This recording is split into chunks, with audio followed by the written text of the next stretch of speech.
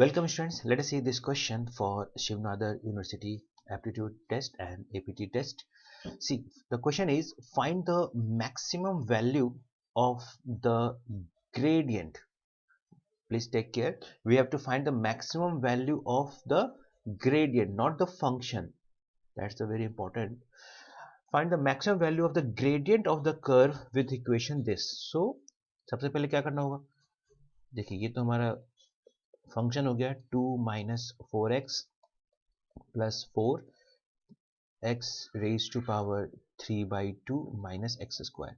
हमें इसके ग्रेडियंट का मैक्सिमम वैल्यू चाहिए, तो सबसे पहले तो ग्रेडियंट निकालिए, मतलब इसका dy dx निकालिए।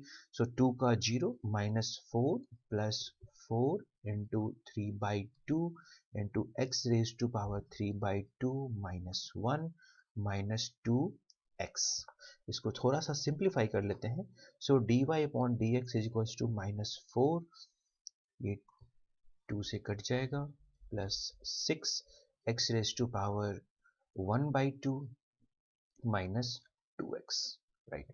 सो ये हमारा अपने आप में समझिए एक नया फंक्शन हो गया, राइट। इसकी मुझे मैक्सिमम वैल्यू चाहिए। आप अगर कंफ्यूज हो रहे हो तो इसको आप कुछ नया फंक्शन मान लीजिए, बेटर रहेगा। Let us suppose this is the z। ये हमारा जैसे y एक फंक्शन था, अब हमारा ये फंक्शन हो गया है z। So my z is equals to 6x raise to power 1/2 minus 2x minus 4, और मुझे इसका मैक्सिमम वैल्यू चाहिए।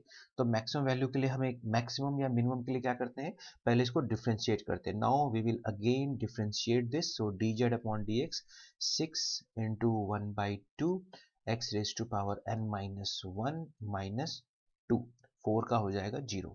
सो dz upon dx will be equals to, this will be simplified 3, so 3x raised to power minus 1/2, this is the minus 1/2 minus 2, right। So for maximum minimum, for maximum or minimum, what we should do, dz upon dx should be equals to 0, so let us equate it to 0। so this is 3, ऐसे समझिए root over x minus 2 is equals to 0। So 3 root over x is equals to 2। So यहाँ से हम लोग simplify करेंगे। Root x is equals to, cross multiply करके आप सोचिए, root x is equals to 3 over 2, right. So x will be what, x will be 9 upon 4। तो अब हमें ये चेक करना है कि यहाँ पे फंक्शन जो है मैक्सिमम है या मिनिमम है। ये कैसे पता चलेगा, ये पता चलेगा हमें डबल डिफरेंशिएशन से। So let us do the double differentiation. So d2z upon dx2, that will be, एक बार और डिफरेंशिएट करेंगे। So 3 minus 1/2 x raise to power minus 1/2 minus 1 और माइनस 2 का 0। So this will be minus 3/2 x raise to power minus 3/2, right. So this is, तो हमें क्या करना है, इसकी इसका साइन देखना है at our stationary point. So this will be minus 3/2 and this will be 9 upon 4 raise to power minus of 3/2। So this will be minus 3/2। देखिए नेगेटिव पावर में अगर आपको प्रॉब्लम है तो नेगेटिव पावर को पॉजिटिव पावर में देखने के लिए बेस को रेसिप्रोकल कर देते हैं, और ये हो जाएगा positive power 3/2।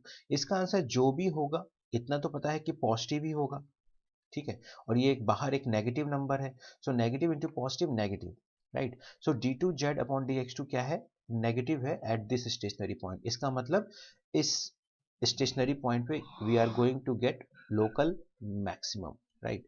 So x is equals to 9/4 पे मैक्सिमम है। हमें क्या निकालना, फाइंड द मैक्सिमम वैल्यू निकालनी है। तो ठीक है, तो हमें z x की वैल्यू 9/4 पुट करनी होगी z में।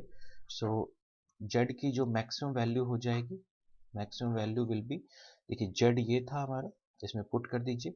सो sorry 6 x is equals to 9/4 raise to power 1/2 minus 2 into 9/4 minus 4.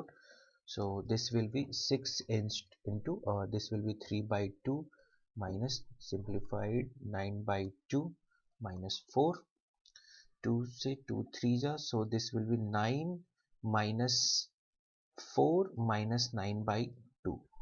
इसको थोड़ा सा सिंप्लीफाई कर लेते हैं. So 9 minus 4 5, 5 minus 9 by 2. So this is 10 minus 1, that is the 1 by 2.